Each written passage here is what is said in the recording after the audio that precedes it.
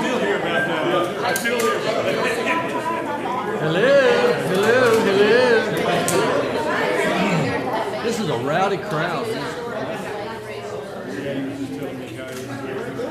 What do you say? Fine. It's time to begin. The third time's the charm. I hope everybody is doing well this morning. Seems like it with all the talking going on. All right, we are in Luke chapter 11. We're going to begin in verse 37, but one of the connecting themes of this section that we've been reading over the last three chapters has to do with the recurring statement that whatever is hidden is going to be revealed. You see that in several places. And so, to me, that's a structural element. That's what ties certain things together. I can tell by the use of certain phrases like that, that perhaps there's a section that is, to be understood, interpreted together. And I think that's one of the interpretive clues of what's happening in this particular section, because in what we're going to read here is, we've introduced it last week about the woes that are being addressed or said to the scribes and the Pharisees, and the lawyers are included in that as well. And by the way, just as a reminder, who are the lawyers? We know the Pharisees and the scribes, but who are the lawyers of, who are they in the first century? Where do they come from? How do they come to be? I don't read anywhere where they had a law school or anything, So how did they become lawyers? Any ideas of that? Out of what group did they come out of, perhaps? Political group? Huh? No, I would assume they were, trying to make sure everybody kept the law of Moses. Yeah, I think from all indication, it seems that they're from the scribes, and the Pharisee group, arising out of that, with that emphasis that you're talking about of keeping the law, and they were so close to it, particularly the scribes. The scribes were the copyists of manuscripts, and of course, they would have the reputation of not only knowing the scripture, because they spent their life, making manuscripts and copying it, but they also would develop a deep-seated knowledge of it and the application. I know you're going to teach on the life of Christ. Do you have any insights on the lawyers? Well, like you say, they're from the Pharisees, and they're really, experts on the law of Moses. As far as interpreting the minutiae of it, I had one member at the congregation where I preached when I was in college who was having some trouble with lawsuits in business side, and he always was wanting to say, "The Lord condemn lawyers." Yeah, the lawyers are condemned here, right? No, it's a noble profession, but wouldn't that make Jesus the ultimate public defender? Yeah.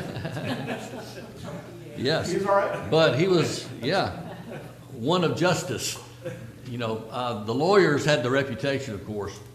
Now, you have to understand that many times in Scripture, a group is condemned because of its stereotyped attitude and all that, but not every Pharisee was horrible.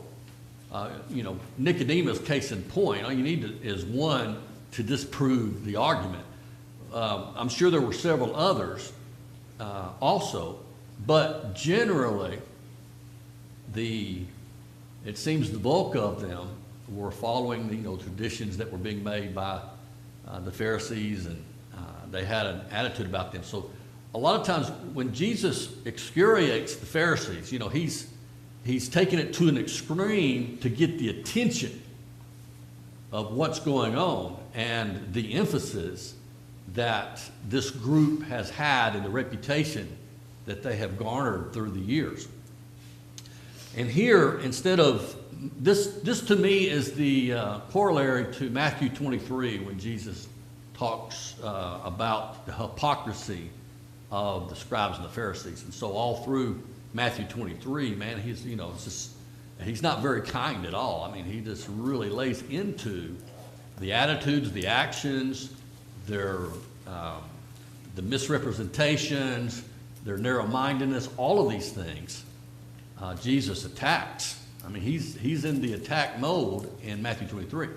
This is true also in regard to these woes. And you remember woes, I don't know what you have. Do you have woe, the word woe in your Bible?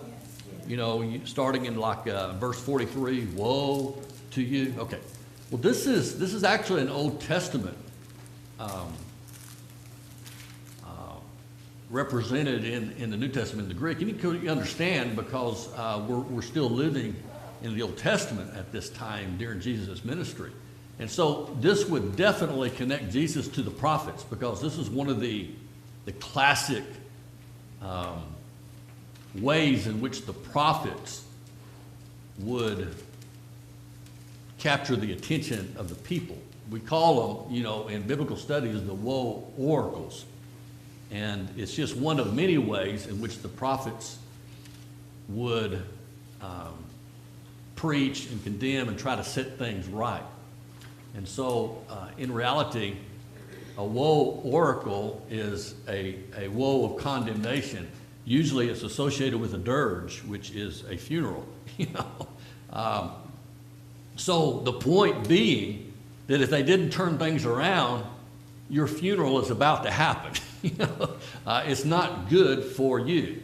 There's nothing good that's going to come out of your, you know, attitude and the way that you're, you know, performing your services to God and to others.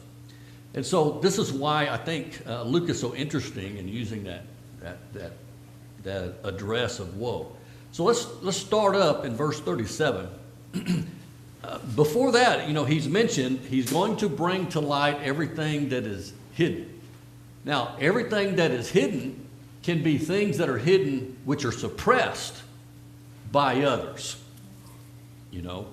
But also it has to do with that which is hidden that hadn't been revealed yet, you know. It could be a mystery that's being revealed.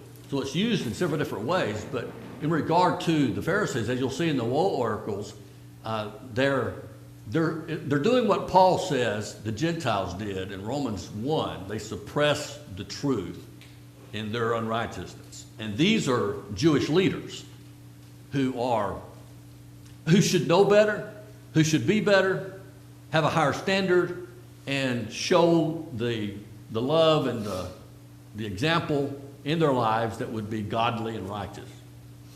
So while Jesus was speaking, Pharisees asked him to dine with him. So he went and reclined at the table. The Pharisee was astonished to see that he did not first wash before dinner. And the Lord said to him, "Now you Pharisees cleanse the outside of the cup and of the dish, but inside you are full of greed and wickedness."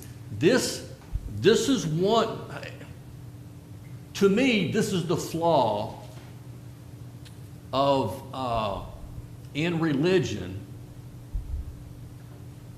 of the extreme of conservatism, which leads to legalism.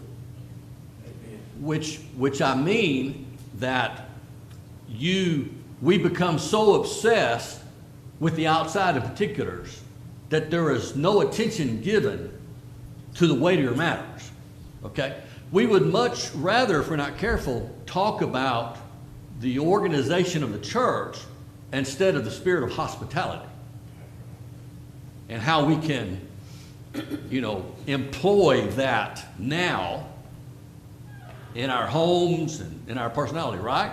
I mean, it's easier, I think, to me, for God to give us a percentage, okay? If in regard to the contribution, you were to give 10%. If he said that, it would be clear, but he leaves it up. He says, give as what? you've been prospered. Well, I have to do a little digging and working and stress with that. Well, that's what religion and Christianity is.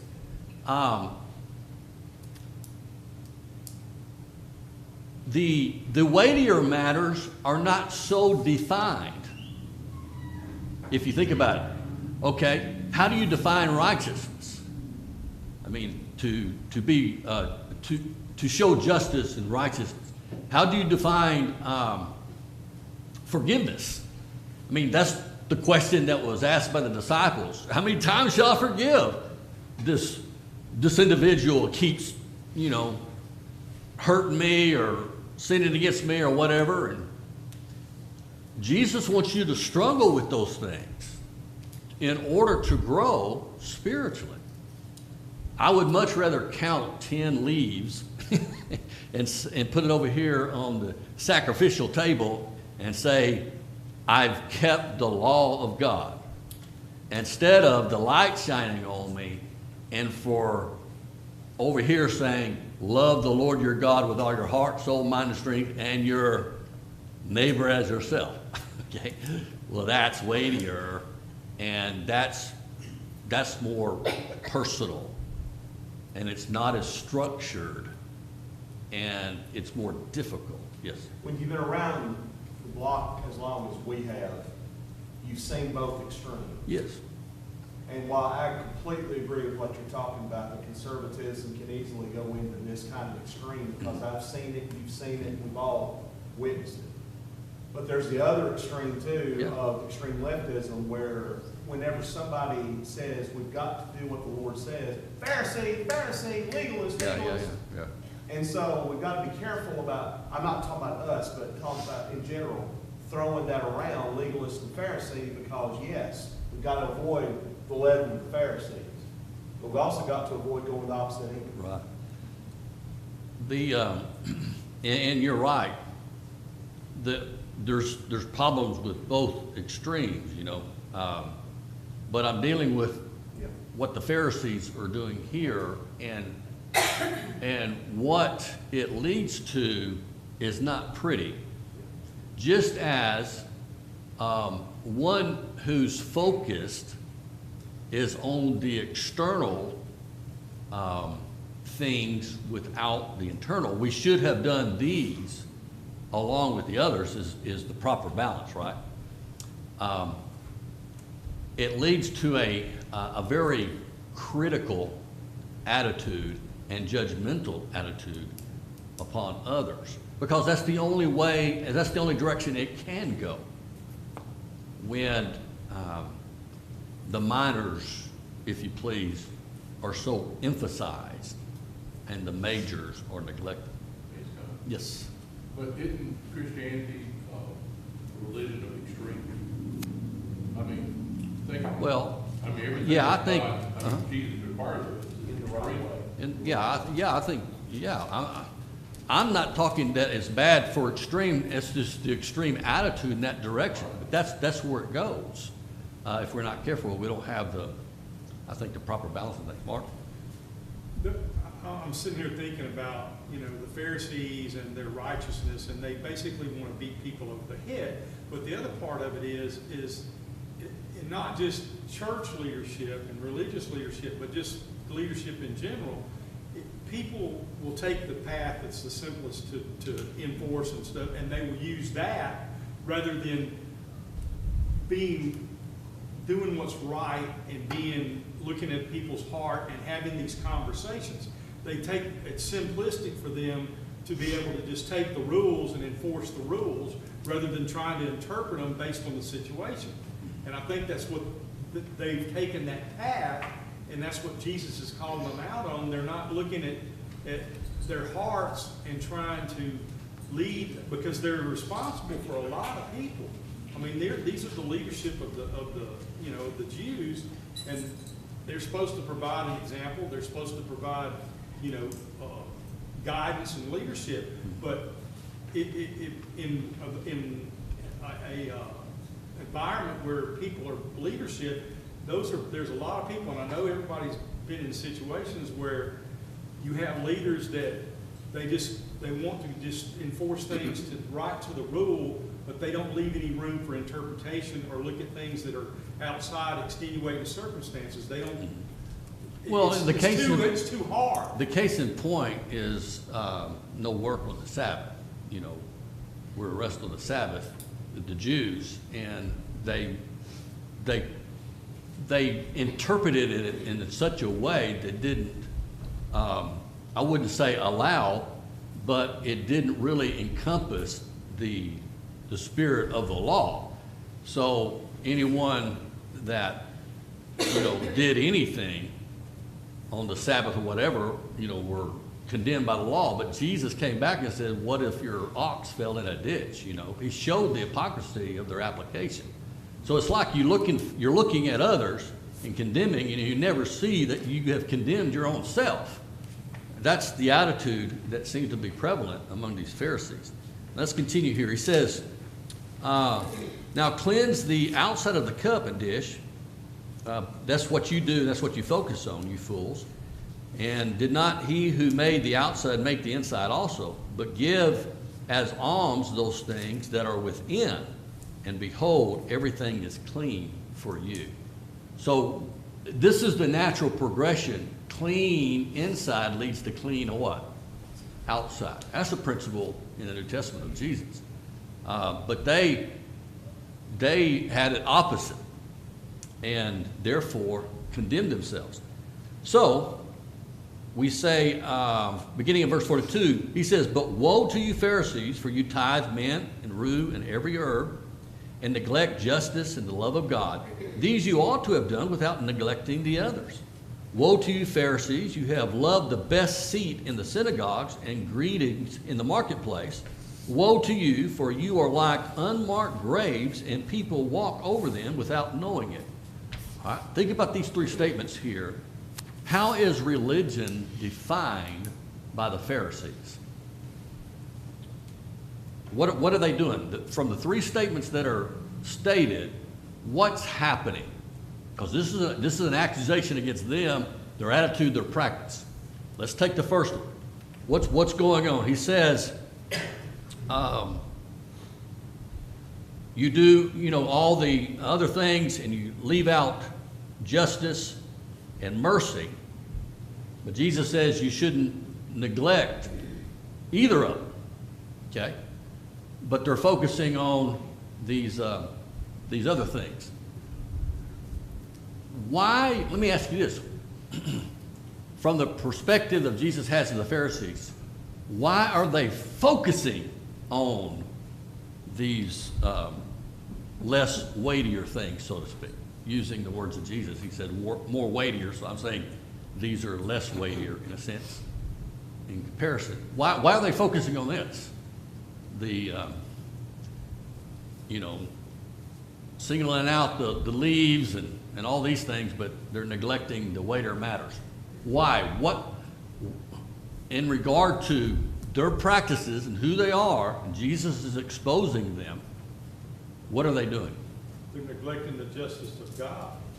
I mean, they're purposely neglecting those things to enforce these rules so that they don't feel guilty because they feel like they're fulfilling their obligation. From the perspective of the people who see them, what does focusing on these things say to the people that see them? You're so holy, you're so righteous, you're so good. And so it's diverting the attention from the reality. Okay? Think about this in regard to what people do concerning, a lot of things if we're not careful. We engage in something over here. Politics is really good at this, to where they go over here, okay, to garner the attention so no one sees what's happening over there, the real thing that's happening. Okay?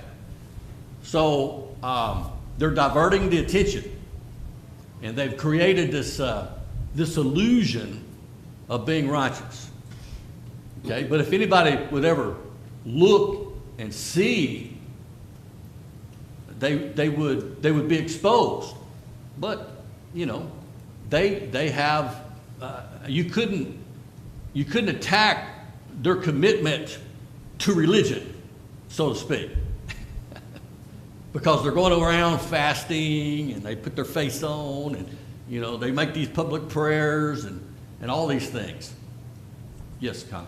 They're doing everything for show, but they're not putting the love of God in it. Yeah. They're not putting their heart in it like they're supposed to. But they are involved Yeah. in religion. Well, they're doing it for show. They're giving the impression to others that they are what? They're religious. There's a lot of people, a lot of preachers that do that. They're trying to drive their perception. Yeah, Their they're perception driving the of reality. perception Yep. that what they're committed to is actually a good thing, but it's not. Yes. It's an easy thing to fall into, and we've been touching around it. But you and I and other preachers know from our experience and seeing things from the inside, how easy it is, especially for young preachers, to get sucked into the political side, and there is a political side in brotherhood, which is ugly. And it's so easy to get sucked into that, and when you see things from the inside, you know, if your eyes are not wide open, then you can easily get drawn into that mentality the Pharisees were. And it's on both sides. Yeah. It's on both left and right. Well, there's a modern word for it, by the way, that they're practicing. I bet you didn't know that they were practicing this. It's a modern phrase that's used. Anybody have any idea what it might be? It has to do with signaling something. Gaslighting. No, no. Virtue signaling. Virtue signaling, that's right. Yeah, that's what they're doing, right? It's that virtue signaling is the idea, okay, that you acknowledge or you're doing something in order to what? Appear compassionate, to appear this or that, when in reality, it's not true. That's virtue signaling. Whether you agree with it or not, from the standpoint of the culture of this, I could virtue signal and say, hey, you know, he's good and he's righteous because he identifies with this particular thing. And that's nothing but diversion from what is the real important thing. Yes? It's difficult because God has always been very particular. When he says something, Yeah. you gotta do it. And we do the same thing, and it's causing a problem for brotherhood right now. Concerning singing, that's just one thing, and music. It doesn't say don't have a piano, don't say doesn't have a drum. But it does say worship, you know, from our heart through our voices. So people are taking that, well, you're being a Pharisee, because you're not allowing us. Yeah, that's what Dave was saying earlier. I don't think that's the issue. We're looking at the problematic direction that the Pharisees were going. I'm not talking about de-emphasizing the necessity of obedience and authority for the things that we do, you know, and holding true to that. Yes, God is, I would say in one sense, the way that legalism is used by others is a misnomer, because if we demand obedience, they'll say you're a Pharisee or a legalist. No, in that sense, God's a legalist, because there are demands and commands to obey. Legalism is not that. What is legalism? Making laws for God. Laws for law's sake. You know, there's a difference, and this is the direction that the Pharisees go. But they're diverting the attention. They're at least giving some credence to religion on the outside in such a way that everybody seems to think or be in awe of their behavior and actions. Scott, do you think that historically, because this didn't evolve just when Jesus arrived on the scene. I mean, this evolved over time. Oh, yeah. Do you think that they're part of the problem? I mean, and I go back to in the industry, I had operators that they would focus on one thing, and it would bite them because they weren't looking at everything else. Mm-hmm. They had all these other things that they needed to pay attention to that were equally, if not more important, but they focused on one part that they thought was the most important part. Mm-hmm. And I think that evolved over time for these Jewish leaders, and they felt like this was something that they should be focused on. And whatever their motivation was, they lost the other part, and they didn't see the other broad parts of what God and Jesus was saying as far as Well, what not the only that, expectation was. it elevated their traditions and the things that It made had them come look up more as a important. result of being Yeah, tantamount to God's will Right. or superseded some of God's will. Yes, Con? They puffed themselves up, made themselves feel powerful over the people too. And God had to knock them back down and make them realize. Yeah. you Well, know, that's what this kind of thing is, you know, when you're going and you're identifying with this and you're neglecting something. That's the issue, that they are out of balance and they are not in line with God's will. So when we read a woe oracle, this is serious stuff. We've got to understand what's happening here. Now there's a second thing that happens. He says, the second statement, woe to the Pharisees, for you love the best seat in the synagogue and greetings in the marketplace. What is the issue? The first one is it's diverting, because they're doing things that appear to be religious, okay? And now their religion seems to be more about, affirmation of the people that are supposed Yeah. to be leading. yeah, narcissistic. It's about me and my status and all that. Well, since when has God elevated such an attitude? Even among the Levites that were dedicated tribe in Israel, out of which the priest and high priest would come, there's a level of trepidation, a level of humility, of being in the service of God. And so we have an example of two priests, the sons of Aaron, who were arrogant, had no trepidation about entering into the service of God on behalf of the people. You remember that? Remember their names? Nadab and Abihu, seared on my conscience by Paul Tarts and others about our attitude toward the work of God and preaching, because it's never about the preacher. It's never about any individual. And so when it becomes about that, then there's a serious issue at stake. And this is what the Pharisees, at least from the standpoint of Jesus showing a mirror to them as far as their group is concerned, as being the Pharisees, they have made it into positions of status. My preaching is not, how should I say it? There are those who look at preaching as career and churches as stepping stones to a larger church. You can see the temptation of that. That's just like, anything in regard to being a person in the workplace. What? One job leads to another job, better offer.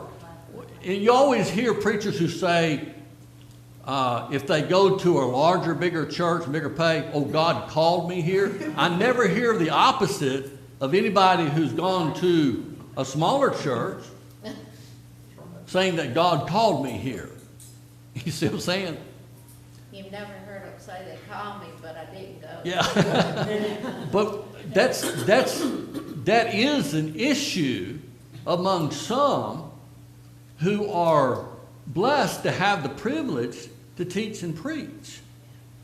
And that can't be, that's not why, that's not the motive or I think the outlook concerning. And so we teach these young preachers at Faulkner, and I have to address that in the class on leadership and ministry and these things, because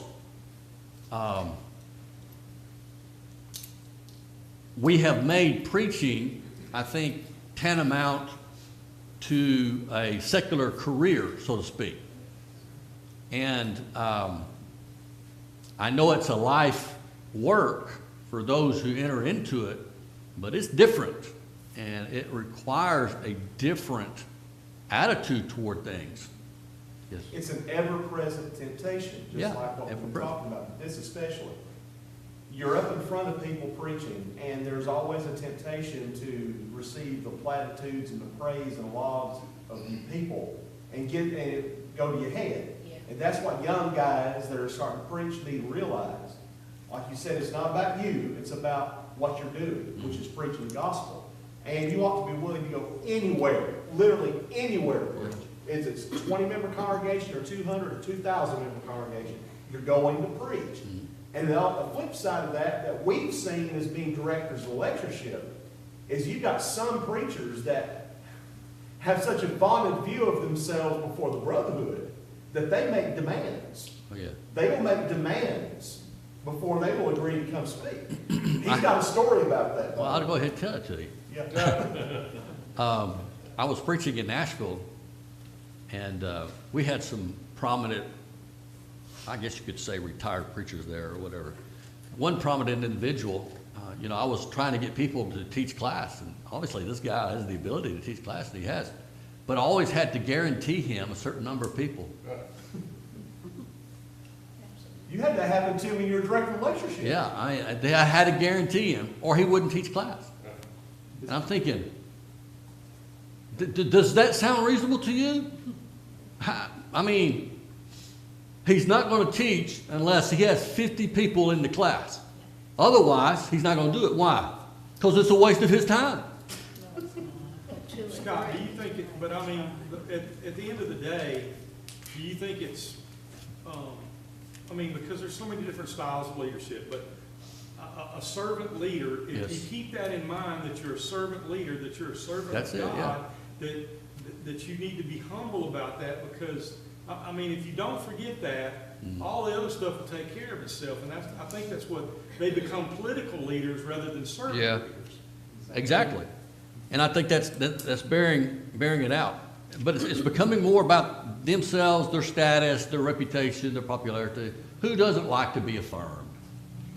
I'm so happy when I was first started preaching for a small congregation, and this elderly gentleman, after worship, every Lord's Day, he'd come, I'd be standing in the back, greeting people like I do, say hello, and he'd come to me, and he'd point his bony finger that went this way, and he'd say, dig a little deeper, dig a little deeper. That's what he said every time. It's never, hey, this was good, or, I appreciated it, or he said, dig a little deeper, dig a little deeper. I'll never forget that. And that was his way, to spur me on, not only to study, but also to understand what is my place. Okay? The other thing, the third statement that's made, woe to you, for you are like unmarked graves, and people walk over them without knowing it. What is that having to do with? Think about it for a minute. What's their religion characterized by? Who are the Pharisees and the scribes? They're leaders, aren't they? What do leaders do? They're to lead. They're teachers in Israel. They lead, they teach. Well, if you're careless in your teaching and in your leading, you lead others to be what? Careless with God's word, careless with things. And so you end up doing what? Desecrating graves, defiling yourself. Walking over a grave was a defiling act for the Jewish people. Yeah. See, they've lost their sense of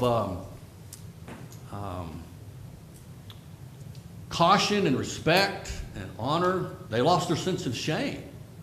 And so Jesus puts them as the unmarked tombs, okay, which is kind of funny in regard to the Pharisees, because everybody wanted their tomb marked. We all want to know about Rabbi Hillel and Rabbi, Jeremiah and Rabbi so-and-so, and, to know where they are. Let me take you to the grave of Akiba, show you where he's laid.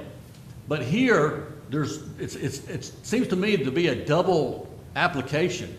Number one, they've made themselves of no account. No one even knows where they're buried, and no one even cares. So that's their destination. The other thing is they have led the people to defile themselves because of their careless teaching and leadership. And so you have two groups that are unaware, in a sense, of the extreme destruction that they have caused. Well, the hypocrisy is they're unclean, but then they're judging people to be Yes. unclean. And that's one of the things, you know. It's the unclean sitting in judgment on the unclean. You're right, you know. Which people do, you know, in a good way. I mean, we have a way of deceiving ourselves. Any other thoughts about that? This was an interesting statement to me. Yes. Scott, you know, a lot of people just read the Bible and don't ever pay attention for it. And we all know it's there for a purpose, number one. You have to wait till you get 80 years old, or, you know, a little older, and you look back over a lot of things. And this, just seeing all of this, we had a man one time where I worshiped, and he probably gave $10 more than anybody else in the congregation. He was my Sunday school teacher. He wanted to be known as he was in charge of that church at that place. He ran for governor. He didn't get it.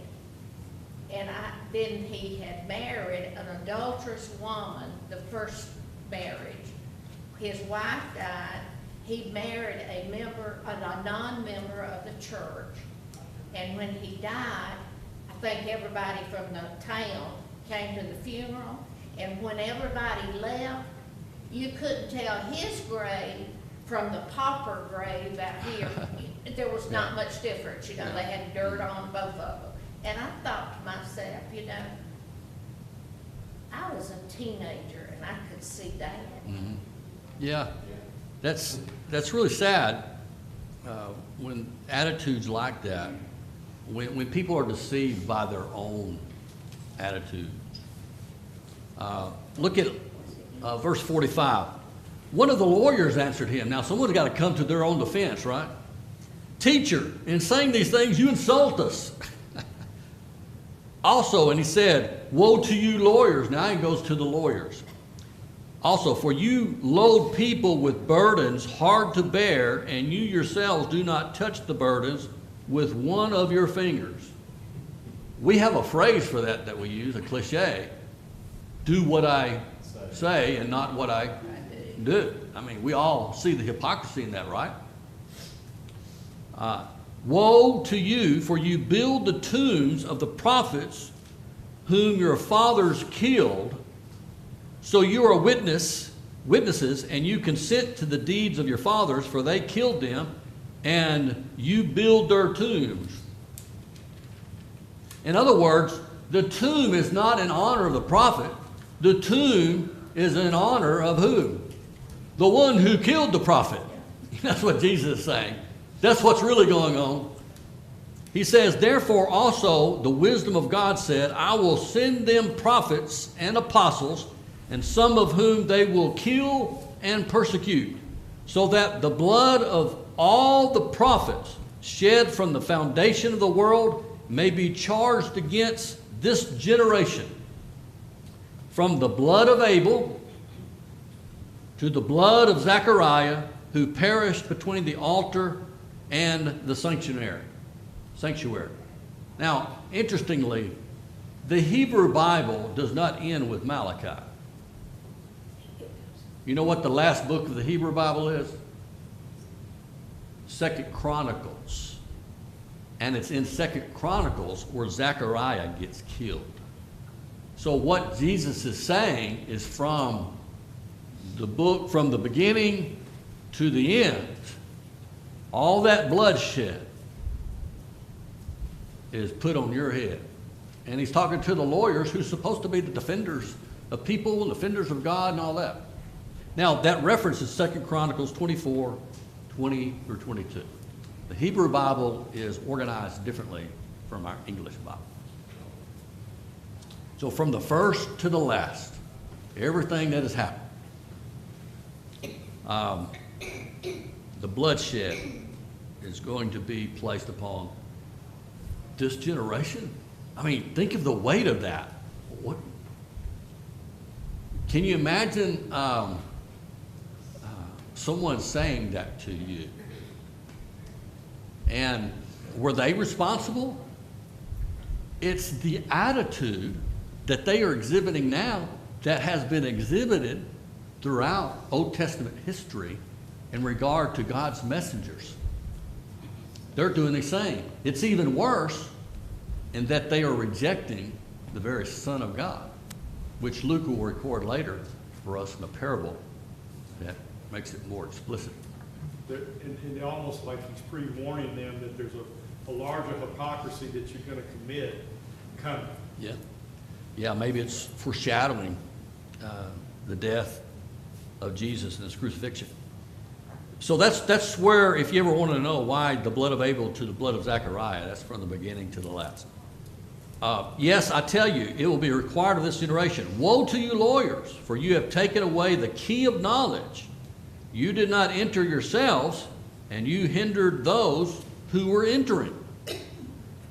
What's he talking about here? What does that mean? They have the key of knowledge. This seems to suggest that they know what is right. Does it to you? They know what's right. This also suggests to me that many false prophets are not ignorant of the truth.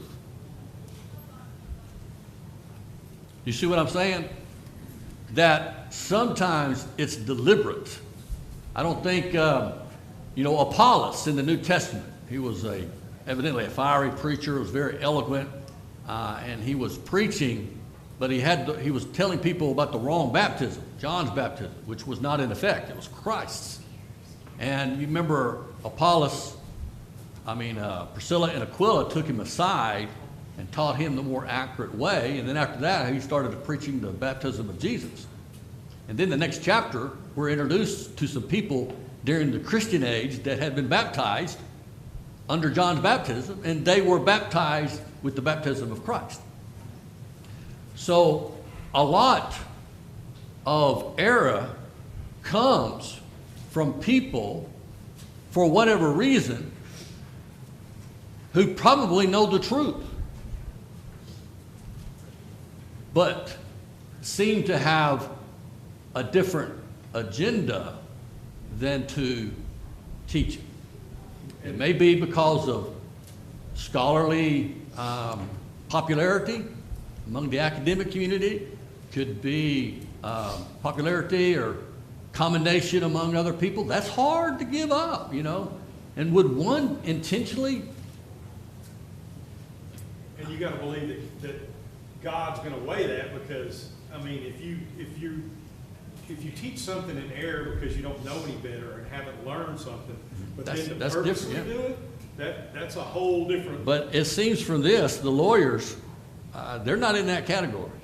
They had the key, and then not only do they suppress it, but when people are wanting to enter and desire the truth, they hide it from them. They keep them. That's the danger of false teaching, you see. And that's why 2 Peter chapter 2 has such a declaration against false prophets.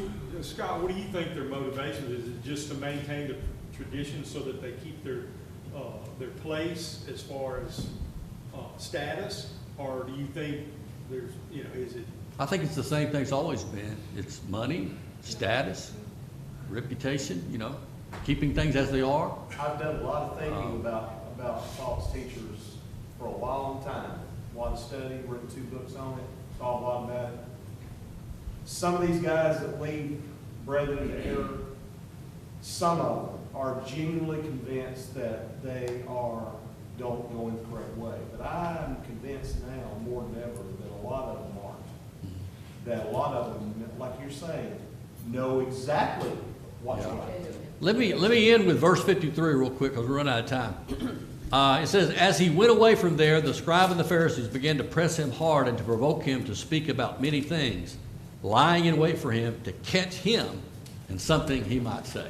So he's stirred it up. Connie, were you going to have some closing I think remarks here? That verse about the lawyers having the key of knowledge, I think that's a perfect example. No matter how smart you are, you can still fall short of the faith and servitude of the Lord, and you can also cause stumbling blocks to others. Yeah. I think that's a good example. What do you think, along James? with everything What is it, else. James 2, that warns those who desire to be teachers shall incur a stricter judgment? Mhm. All right, so yeah, absolutely. All right, thank you, appreciate it.